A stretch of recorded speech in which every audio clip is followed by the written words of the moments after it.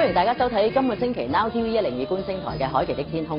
咁啊，香港咧一直咧就有東方之珠嘅美譽。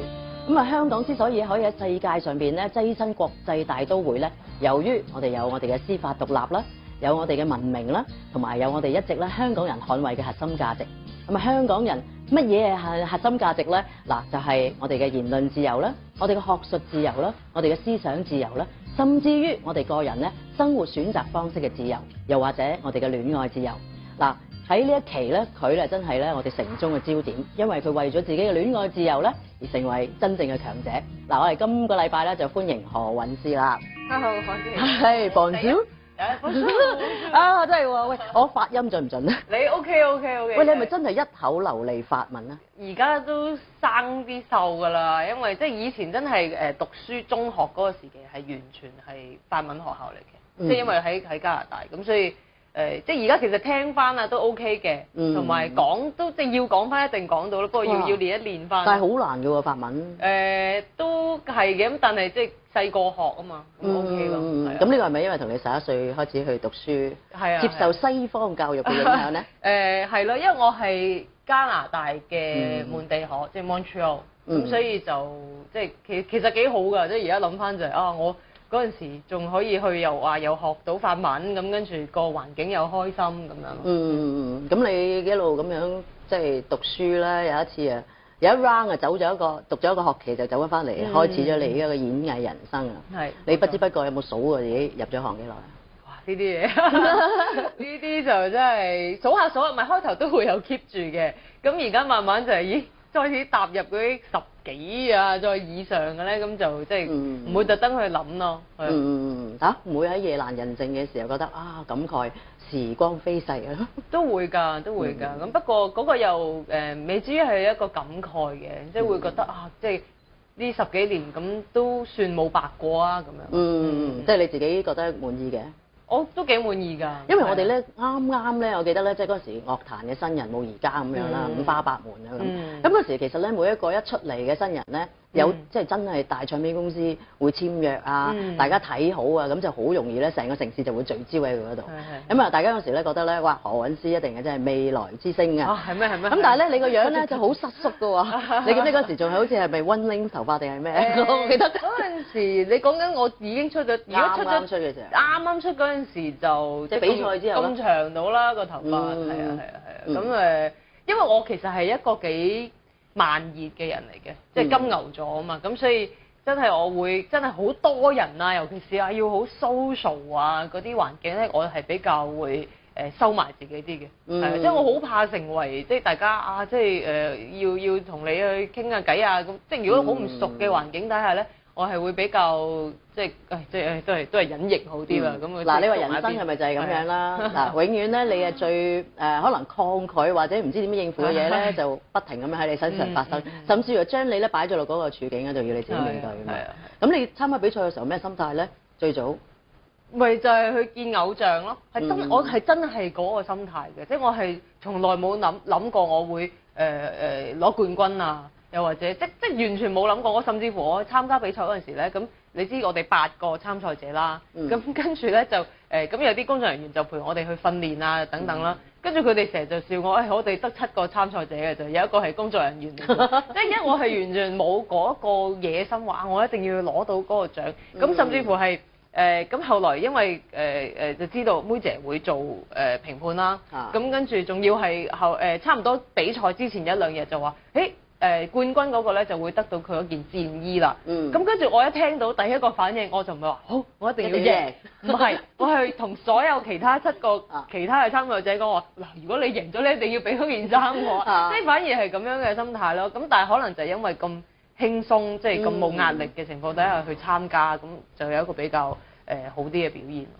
咁啊嗰陣時我記得咧，香港樂壇咧，阿妹啊真係時常美言你啊，即係時常咧都覺得咧你係好有潛質，好睇好你。咁而且佢哋嘅型格咧同佢好相近喎。我只係覺得你初出道嘅時候係刻意成熟咗啫。嗰啲係即係一啲人總有過去嘅，咁即係呢啲冇所謂啦。即係而家睇翻，哇咁又有進步喎，咁幾好啊。咁但係我覺得呢啲有少少係點講啊，即係潛移默化嘅，係真係因為我係由10幾歲開始應該話9歲啦，9歲開始其實就已經中意佢，咁一路你就聽住佢歌，即係睇住佢嘅言論或者佢即係其實電影等等，咁你睇住佢一路你嘅成長嘅過程就有呢一個咁樣嘅人物出現咗，咁所以又唔係刻意去學佢嘅，但係真係有時有啲嘢就係受到佢嘅影響。但係會唔會你因為你嘅性格比較硬朗，所以氣味相投咧？咁都可能有啲關係嘅。佢其實即係有時我都會諗下佢點解會揀我做佢徒弟咧？咁樣咁呢個我諗都係其中一個原因。咁你最欣賞嘅咩咧？咁耐，佢對社會嘅一種使命感咯。咁呢個係我覺得我即係最必要去學習嘅一樣嘢嚟嘅。因為你話去唱歌啊、音樂上面我覺得每一個歌手都有自己嘅路要行嘅。咁我又冇必要去以佢作為我一定要做到佢咁樣嘅成就啦。咁我覺得亦都年代唔同咗。咁但係即係社會責任呢樣嘢就永遠都係一樣噶嘛。即係你要去為呢個地方去做一啲嘢啊，為一啲唔同嘅弱勢社群，你要去幫助佢哋。咁我覺得呢個係佢俾到我嘅一個好大嘅啟發嚟嘅。咁但係你有呢個概念係因為你好早期已經喺佢身邊嘅時候已經學習到㗎啦。係啊，咁因為我仲係歌迷嘅時候，咁佢已經有佢嘅慈善基金啊，咁又亦帶住你哋一齊活動。係啦係啦，我就唔係嘅，因為我係海外歌迷，即係歌迷嘅會嘅成員嚟嘅，咁所以就變咗就冇辦法去參與咯。咁但係你會睇到佢身體力行去做嘅事情，咁係即係一定會有影響到你。嗱，阿妹個人咧，我識咗好多年嘅咧，我都佢個人好直來直往嘅，即係佢亦都覺得咧，如果我哋係好好嘅朋友，你應該去接受我對你嘅批評，即係佢都會對人都好真性情啦。佢有冇俾到啲咩錦囊你咧？私底下？其實我哋以前咧就佢係比較錫住我嘅，我覺得即係佢唔會話成日鬧你啊，即係就算鬧都係用一個即係冇咁惡嘅方式去話你啦。咁唯一係有一次真係我好記得就係我同佢即係又俾佢掹咗去佢屋企，咁就真係坐低去傾嘅，就係我啱啱出咗第一隻碟，咁就叫我個迴響即係算係唔錯啦。咁跟住佢就即係開始訓話啦，即係佢就係話佢嘅説話我好記得嘅，就係佢話呢個娛樂圈其實係有好多好多虛火嘅，咁你唔能夠去因為即係一時嘅大家去吹捧你啊，咁而你即係就飄咗上去天度啦，沾沾自喜啊！係啦，你一定要明白呢啲只不過係虛火，你一定要好踏實咁樣去行你嘅路嘅。咁呢個係以我記憶中係真係唯一一次嘅訓話咯。收唔收到先你？收到。嗱，咁啊，你嘅演藝之路咧，可以講話其實都唔係太平坦嘅嚇。咁啊，包括你頭先所提到嘅一點好重要咧，我哋尤其是喺個演藝嘅世界裏邊咧，咁啊人際脈絡啊、關係啊咁樣都好講究嘅。咁你覺得嗱，你都已經即係喺度浸淫咗好一漫長嘅一啲歲月啦，你自己覺得有冇咩嘅進步咧？或者適應咗未咧？知道嗰套拳點耍未咧？同佢哋咁一路都要去變嘅，我覺得嗰套拳，即係你即係去到某一個階段嘅時候，你要面對嘅嘢又唔一樣咯。咁不過我相信係一定有所成長嘅，因為佢經歷過一啲事情嘅時候，你知道原來我以前可能太自我啦，即係我去工作。即係最簡單我同我嘅工作伙伴，咁可能以前就係我中意我就要去做㗎啦。咁但係而家可能真係會考慮到多啲身邊其他嘅人，因為你知道嗰啲人係即係佢唔係話同你去搞對抗㗎嘛，你真係去同佢一齊合作嘅。咁你都唔希望去為別人去增加佢哋嘅困難。咁即係呢啲係真係慢慢歲月係會令到你去又唔可以話變得圓滑嘅，只不過係比較上會去多啲去體諒其他人咯。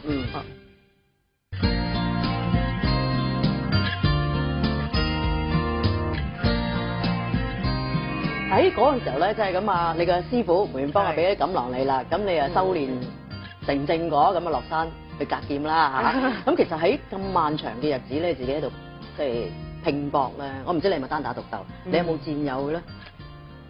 我算係一個幾幸運嘅人嚟嘅，因為我真係由入行開始，其實我遇到嘅人，我遇到嘅公司，我遇到嘅一啲合作嘅伙伴，佢哋都係全力咁樣支持我嘅，即係無論我去我想做乜嘢，又或者我去做一啲咩嘅決定，咁佢哋都會即係盡量去配合。咁呢個即係我相信真係唔係每一個歌手都可以有呢一個呢個條件或者呢個優勢嘅。咁當然即係你話啊，因為我去選擇咗一啲路，咁所以咧喺別人嘅眼中就可能失去咗一啲名利上面嘅嘢啦。咁但係呢個係我自己嘅選擇，咁我覺得你世事你冇話啊，你一定行呢條路就等於你一定成功㗎嘛。咁我去知道我去用呢個方法去行係我適合自己嘅，咁其實就得啦。咁而我真係身邊係出現好多伙伴嘅。譬如我公司即係有一個好好嘅伯樂，係真係即係由我開始可以出碟係因為佢，咁去到慢慢後來即係轉公司啊，咁去到而家依一間公司依然都係佢都係喺度，即係係我嘅高層高層啦，而家就咁就即係會一路俾一個 support 你，同埋佢話俾你聽你可以去用你嘅方法去行，即係做你嘅明燈。係咁佢叫Gary Chan 啦，咁佢係真係由我喺華星嘅年代，咁嗰陣時冇人理㗎嘛，即係完全係投閒各誌咁樣哦，即係你就睇住人哋出碟，咁你就喺度唔知等緊乜嘢，咁終於就佢入咗嚟去做高層嘅時候，佢就俾咗一個機會我去出第一隻碟，而甚至乎係即係佢係真係俾好大嘅自由度我同蔡一智啦，即係我哋嗰陣時一齊去合作，咁就我哋去做嗰隻碟，佢完全冇過問過嘅喎。係咁呢個就開始打咗一個根基，就原來我去做音樂唔係一定要去配合唱片公司嘅喎，原來真係可以用自己即係照住自己嘅喜好去做咯。嗱，呢個咧就係我哋咧知道嘅何韻詩咧最即係我哋欣賞嘅地方啊。因為咧有一啲即係歌手咧，譬如我唔係淨係講香港啦，喺成個大中華或者亞洲區嘅歌手我都認識唔少嘅。有一啲嘅歌手咧，佢可能喺佢啱啱起步第一步嘅時候咧，佢其實已經係變咗一個工廠嘅一個成功嘅模。嗱，呢個產品咧好賣嘅條街，所以咧佢就你做呢個啦咁樣。咁佢係因為咁樣嘅因緣際會，所以佢就行咗嗰條路。佢可能對自己都冇要求㗎，嚇咁，但係你自己有你自己嘅想法啊嘛。咁我又覺得即係我喺我嘅睇法就有真係人係好多種嘅，咁譬如我知道我想要做乜嘢嘅，咁我去咁樣做啦。咁但係當然有啲人佢其實未必有一啲好特別嘅諗法嘅，咁我又覺得未必一定係錯嘅，咁係佢嘅方向嚟嘅。咁只要即係嗰件事係真係你有用心去做嘅，咁我覺得都可以咯。咁我又唔會去話批判即係你又唔應該咁樣啊！即係我覺得係即係大家都有自己嘅方法咯。嗱，最近咧即係我見到你又出嚟去參加遊行啦。咁嗱，當然我個人咧個睇法咧就係我唔知點解我哋香港呢個咁文明嘅社會咧，即係真係當香港某一部分人，包括你。佢係好奇珍異獸嚟嘅，或者係好煞有介事去評論你，然後咧自己就站喺道德高地，然後咧就用即係嗰把咧所謂咧公眾嘅尺就然後甚至可能有冇摧毀你嘅一個動機咧？呢個我哋即係人心難測啊，動機永遠都唔可以估嘅。咁但係我想知道咧，就係你參加嗰個遊行，我唔覺得我估咋我唔覺得你係因為嗰個遊行而催化到你。去公開承認你係同志咯。咁其實喺我個人嘅角度咧，我真係覺得如果只不過係因為我自己，咁我係冇必要去即係好大聲咁樣話我係點樣嘅，因為呢個就係你咁多年站喺一個個人嘅立場，咁你面對嘅就係呢啲娛樂新聞啊、八卦啊、記者啊咁。佢哋問你，咁我有乜嘢必要去話俾你聽咧？咁同埋真係因為我唔覺得呢一個係我必須要去好緊張咁樣我係點樣啊？咁呢個冇咁樣嘅急切性嘅喺以往嚟講。咁但係因為即係近來就係即係大家都見到啦，喺個社會上面有咁多呢啲嘅爭論，咁有咁多嘅即係因為呢個議題而出現嘅，哇！即係拗到火紅火綠嘅一啲嘅情景。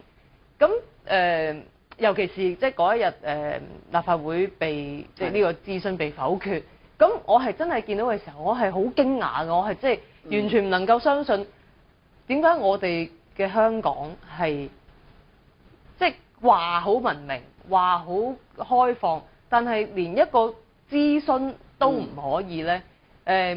即係嗰個火咧係突然間就唔一聲咁就湧上嚟，咁而即刻就令我諗係咪我作為一個公眾人物，我不嬲個立場，即係喺呢一個議題上面，即係我都好 outspoken 嘅，咁我係咪應該都行出嚟去做一啲嘢咧？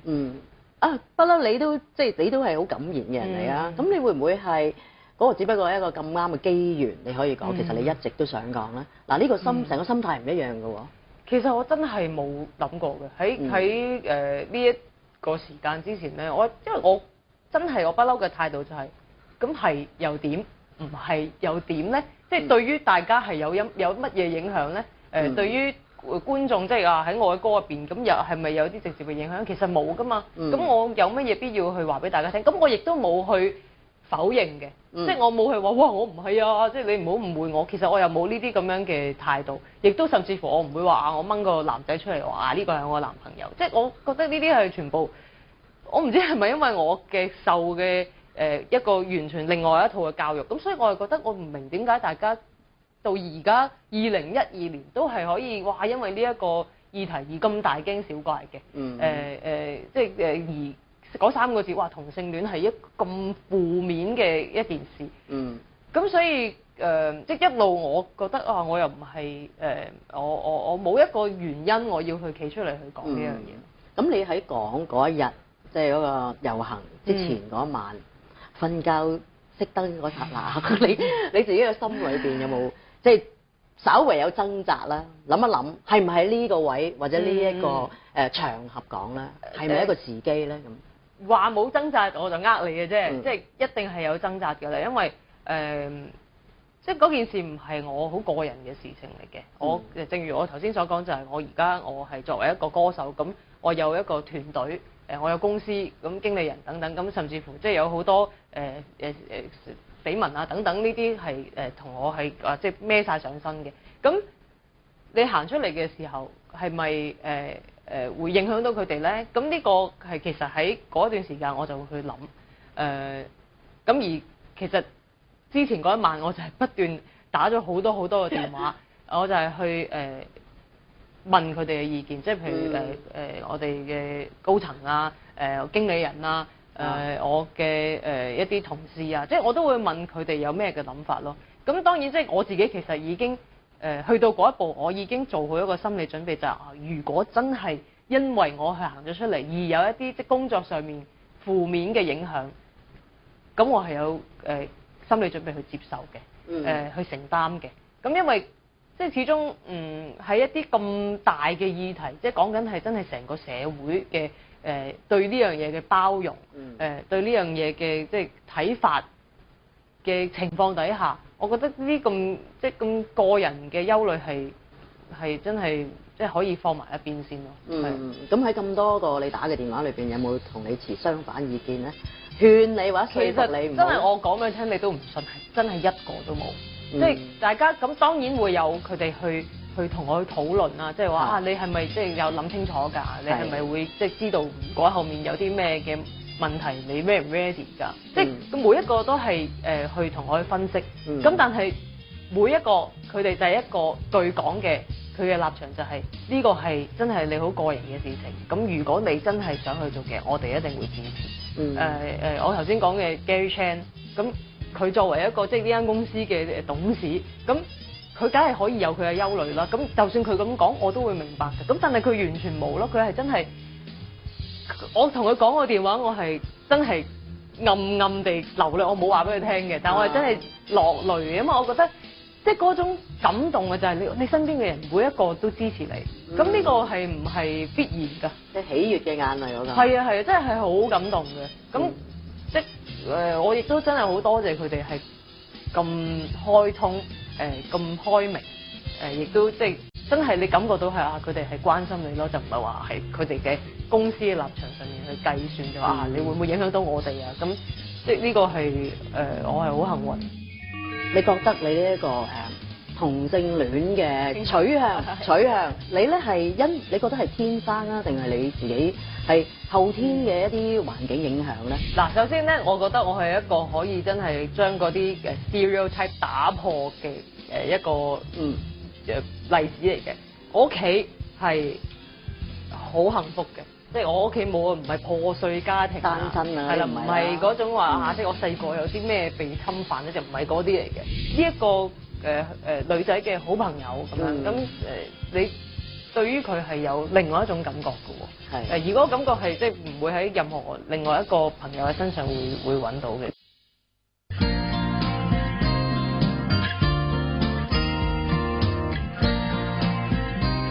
咁你同黃耀明之間有冇即係當佢大聲咁樣即係問佢意見嘅咧？喺呢個過程，佢係我第一個問嘅人嚟嘅，因為得佢有呢個經驗啦。咁你明係啦，明知佢一定贊成你喎。咁唔係，咁佢都好中立嘅，佢都係其實佢都會話，如果你未 ready 你就唔好做啦。即係呢個真係好個人嘅事情嚟嘅。咁大家個即係承受嘅嘢都唔一樣噶嘛。咁不過佢就即係起碼佢會可以同我分享到就佢come out 咗之後，佢有咩唔同咧？或者即係究竟係正面定係負面嘅咧？咁佢會去話俾我聽咯。咁呢個係真係好重要嘅，因為如果冇佢作為一個先例，咁可能我又真係有一啲卻步，或者即係我又未必有喺佢身上攞到咁多嘅勇氣去行前一步嘅。咁你而家即係覺得你生活都應該冇乜點特別嘅改變啦，係嘛？都其實真係個人嘅生活上面咧就冇嘅。因為你即係其實不嬲都係咁噶啦，我又唔係即係我身邊嘅人其實本身都知㗎啦，或者應該話香港嘅市民其實都即係都會都可能知道話其實我都未必係喜歡異性㗎啦咁樣。咁但係就我覺得係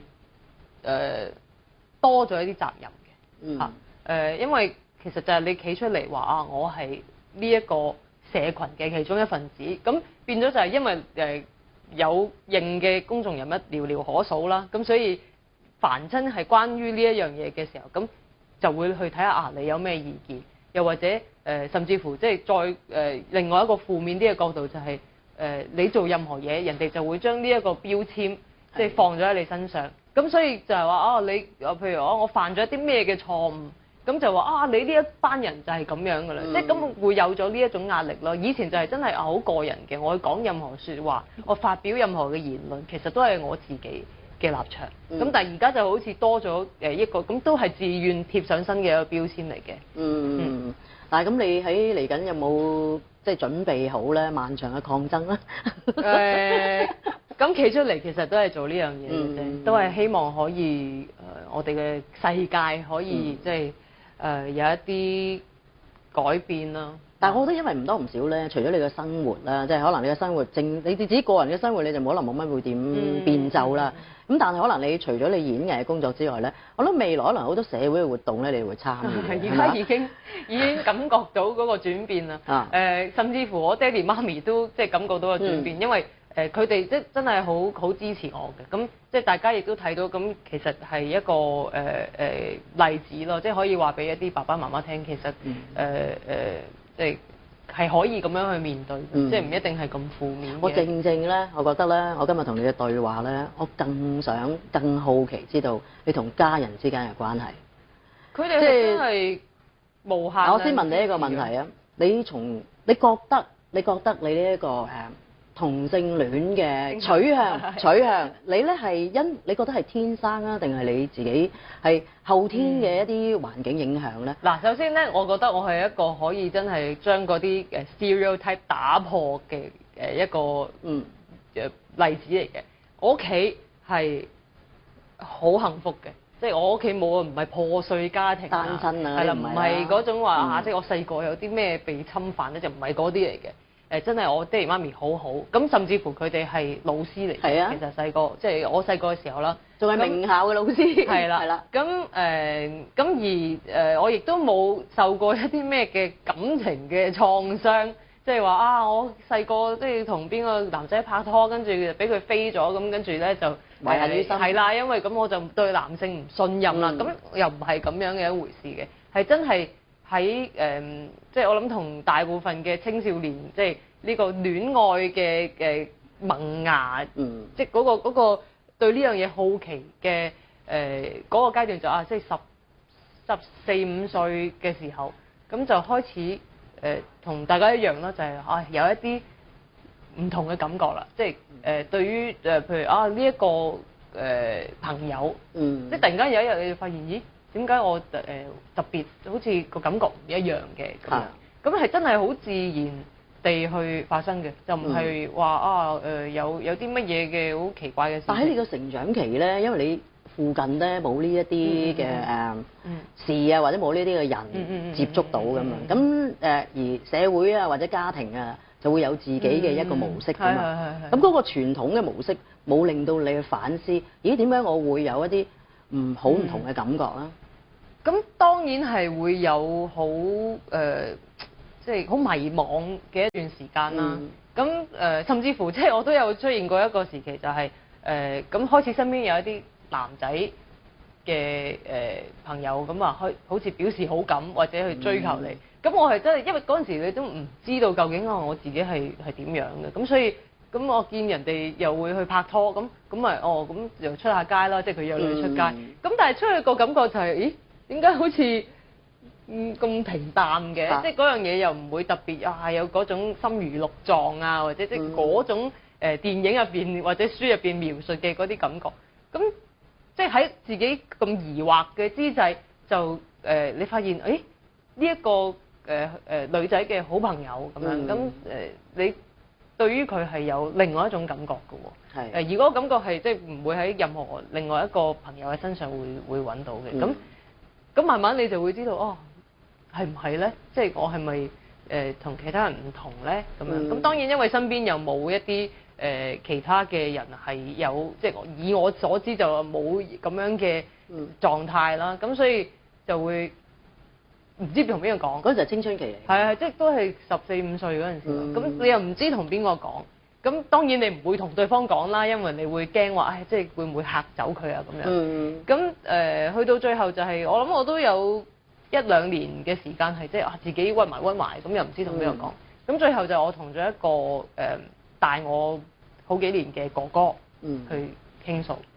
咁呢個咧又好得意嘅喎，佢其實咧係一個基督徒嚟嘅。係啦，咁我同佢講嘅時候，佢嗰個反應係好關鍵嘅，因為如果當年我去講嘅時候，佢俾一個好負面嘅回響我，話即係佢鬧我啊或者指責咧，咁我相信我後來即係會造成一啲陰影，而即係可能我今日行到嚟呢一刻，我未必係咁去企出嚟嘅。咁但係正因為佢當時就係佢聽我講，聽我講完之後，咁當然佢嘅立場可能未必係佢可以接受嘅，咁但係起碼佢會去俾一個支持我，同埋去嘗試去明白我嘅感覺，我嘅狀況。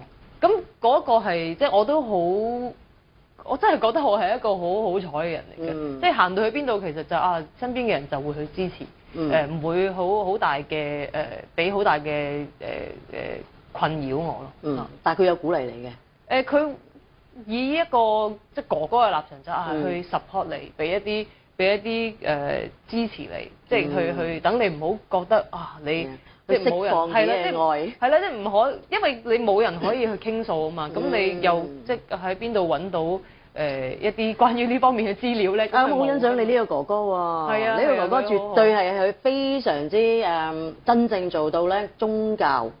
即係嗰個追求嗰個教義嘅真諦啊！冇錯，嗰個無私嘅愛啊！冇錯，咁而唔係用一套制度咧，又係擺你入另一個籠路，係咪？咁我覺得呢個你係幸運嚟嘅呢個。咁但係點解嗰個時候你話你屋企人即係咁美滿嘅即係環境長大咧？點解你冇同你爸爸媽媽反映你嘅困擾咧？咁當然開頭係唔敢講嘅，因為你又唔會知道佢哋係咩反應啦。咁佢哋兩個其實真係慢慢即係佢哋會意識到嘅。譬如話就我咁多年都冇拍拖啦，即係冇男朋友啦。咁但係即係突然間有一日就有一個女仔嘅朋友成日都出現喎，即係咁係咯，即係咁爸爸媽媽唔係蠢噶嘛，即係我相信其實好多爸爸媽媽即係如果遇到呢啲情況，其實佢心裏面都會知道嘅。咁佢哋就又係好好，即係佢哋係當然我哋冇話坐低，即係我同你講，其實咧我就點點，即係就唔係咁樣嘅。但係佢哋意識到之後，咁又你睇到佢哋嘅姿態就係冇去反對，甚至乎係會去支持你嘅決定嘅。咁呢個係即係真係，仲要即係去到今次呢個我行出嚟嘅嗰一日嘅遊行，佢哋甚至乎係即係可以咁樣行出嚟去真係身體力行去支持。咁我覺得佢哋真係爸爸媽媽嘅典範咯。好啦，咁啊，而家到咗我哋海琪的天空咧，啲網友咧就問問題嘅時候啦。咁啊，你人生咧，即係喺我哋嗰個訪問嗰度有講過你嘅伯樂啊，你嘅恩人啊，你嘅師傅啊。咁其實你覺得你自己咧，要喺呢個人世間生存咧，你覺得最強係乜嘢咧？你嘅武器，何韻詩的武器，膽量咯。我本來想講自信嘅，咁但係我覺得自信都唔足夠嘅，因為你有自信，但係你好多嘢你會去害怕嘅話咧，其實都做唔到嘅。咁但係因為我係真係一個唔係好怕死嘅人嚟嘅，即係有乜嘢咁大不了，咁咪可能物質上有啲嘢冇咗咯，咁即係唔會點樣。咁當然真係我嘅一個。比較會傷害到嘅就係即係親人啊，即係啲健康啊，咁呢一樣嘢啦。咁但係除此之外，我諗即係我真係冇乜嘢會特別係好怕嘅。愛情你就即係表達得好徹底啦嚇。咁你有冇真係有夢想嘅婚禮嘅咧？我又冇諗到呢一樣嘢喎，因為真係總會憧憬嘅喎。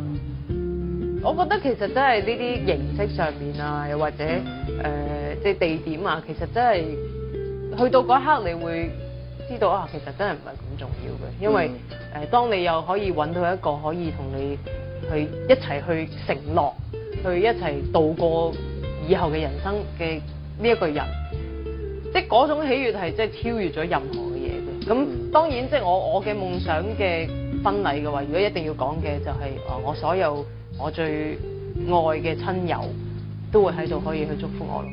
其實真係正式去即係拍拖咧，係真係入行之後嘅20幾歲我先至幾就唔講啦嚇，但係總之就係20零歲之後我先至真係拍拖嘅。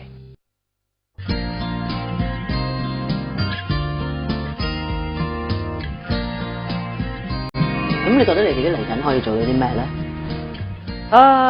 其實都好多嘢要做嘅，即係首先就係做好自己先啦。即係因為我今日去即係將呢一個身份即係去承擔咗啦。咁我必須要做得更加好，因為我知道一定有好多譬如可能我嘅粉絲嘅佢哋嘅爸爸媽媽，可能佢哋會擔心，即係會唔會因為咁樣所以即係有一個壞影響咧咁樣，即係咁呢個我覺得我必須要去用我嘅行動去話俾佢聽，其實係唔會嘅，即係唔會有咁樣嘅問題出現嘅。即係我去講嘅嘢，我用我嘅音樂去講嘅嘢，其實都係希望大家去做自己，即係去認識自己同埋忠於自己嗰樣嘢，即係有勇氣去面對自己任何嘅一方面嘅事情。咁如果真係假設真係有一個小朋友，因為佢話哇，即係何韻詩，即係都係喜歡同性嘅喎，咁我都要學。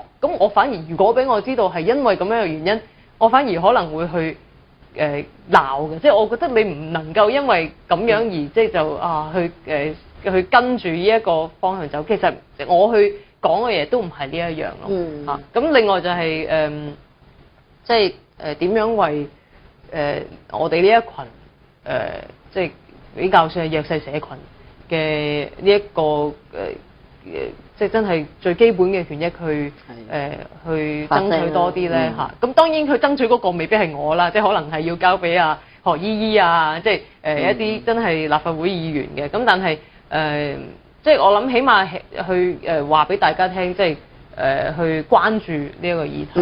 咁你會唔會去爭取香港同性戀婚姻合法化咧？咁大家就唔使去三藩市咧？或者荷蘭咧？呢個就真係好漫長嘅路咯。我相信真係你講緊而家連一個就咁個人嘅平等嘅機會都問都唔得。咁何況係真係話去係啦，即係動議係啦，講到去真係你要去容許婚姻啊，或者即係領養啊等等呢啲咁樣嘅更加所謂嘅爭議性嘅問題嘅時候，咁即係真係好遙遠咯。咁不過即係都要去爭取嘅，我覺得呢個係真係一個社會嘅進步嚟嘅。你喺愛情嗰度有冇受過重創㗎？咁有邊個冇啊？即係呢個又不分。咁你個初戀期嘅正式係幾時咧？初戀其實一樣嘅，你遇到愛情問題一樣㗎嘛。係啊，大家都係人。其實真係正式去即係拍拖咧，係真係入行之後嘅。呢個我都即係我係初戀啊。係啊，我好遲熟嘅其實。係咪遲好多？20幾歲我先至幾就唔講啦嚇，但係總之就係20零歲之後我先至真係拍拖嘅。咁係咯，即係所以嗰啲雜誌啊，即係嗰啲報紙啊，全部寫到哇我有幾咁多姿多彩，其實就即係我都懶得去澄清啦。咁即係是但啦。咁我總之我自己知道我係咩一回事咁就得咯。咁我就係想問你一樣嘢，咁你咁遲先初戀，你係因為咧嗰陣時之前嗰個階段未真係釋放自己嘅愛啊，定係你跟住見到嘅人係你自己好喜歡，所以先開始咧？倒霉咯兩個字，即係因為我係真係由即係我第一次覺得我喜歡一個女仔嘅朋友，咁講緊係10幾歲，咁去到嗰個廿零歲嘅時候，嗰個階段即係講緊係即係6、7、8、9、10年嘅嗰個期間咧，我係真係每一次都係暗戀或者即係有一啲冇結果嘅，即係可能對方都知嘅，咁但係又即係唔會有咩嘅結果咁樣嘅一啲情況出現咯。咁所以就係咯，好慘㗎我真係。其實我唔係大家寫到話我又點樣即係花心啊成日咁，呢啲係真係創作咯。因為你成日俾人嘅感覺好瀟灑啊嘛。我咧就係一個家庭觀念其實好重嘅人嚟嘅，同埋即係你知咧，咁金牛座啊嘛，即係如果有研究星座嘅人就係都知道金牛座其實係即係對於愛情係有一種執着喺度嘅。咁可以好多年好專一㗎喎。呢個我又冇理由自己講啦。咁但係即係總之其實係咯，即係我都希望會有我嘅家庭啊。咁所以即係去認識一個朋友嘅時候，咁都係以呢一個為目標咯。係啊，咁係咯。咁你今日拍拖？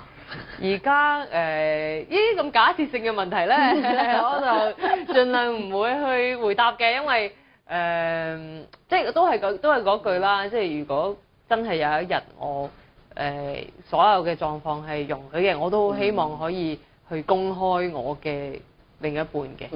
因為即係真係我嗰個悲哀咧，就係嚟自因為我嘅第一次去談戀愛，其實就係即係入行之後啊嘛，咁所以變咗就你諗下我係從來未試過好公開地可以同一個我嘅愛侶即係去一齊去做一啲咩啊，即係會咁多年都係會去要偷偷摸摸啊，咁即係嗰種嘅生活嘅，咁所以我都希望真係有朝一日可以真係。即係唔需要話，愛得好自在。係啦，即係唔需要話我去邊度又要即係分開行下咁嗰啲咯。你有冇想做母親嘅念頭咧？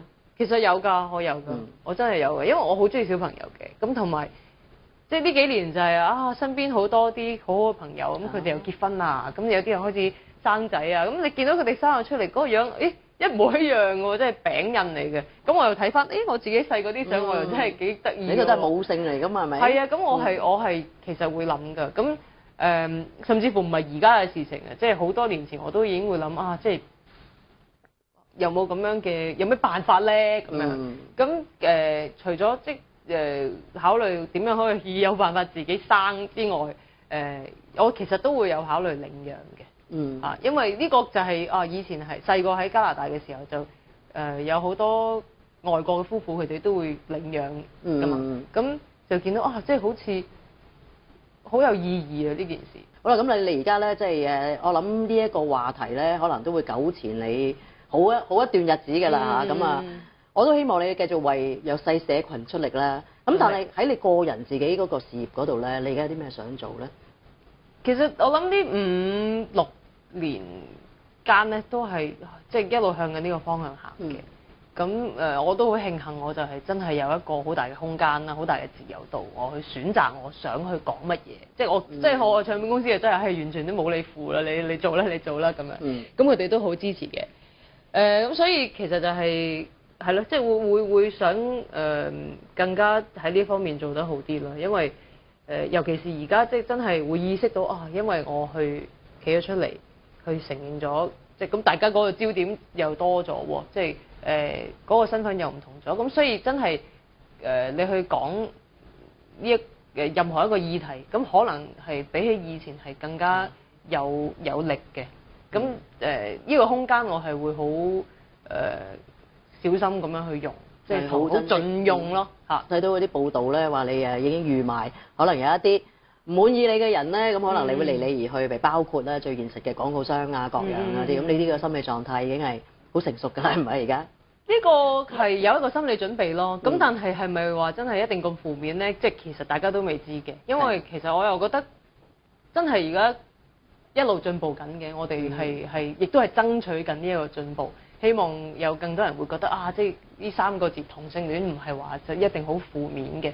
係咯，即係呢個咁樣要慢慢做咯。咁即係最基本就係我餓唔死嘅，咁就得咯，即係 OK 嘅，係咯。呢個真係一件好美麗嘅事嚟嘅。咁你自己係咪一個浪漫嘅人咧？我都 OK 啦，OK 啦。你臨走之前唔該你交低一件咧，你覺得你自己人生最浪漫嘅事喺愛情嘅世界？哇！呢啲唔講得㗎喎。唔講得。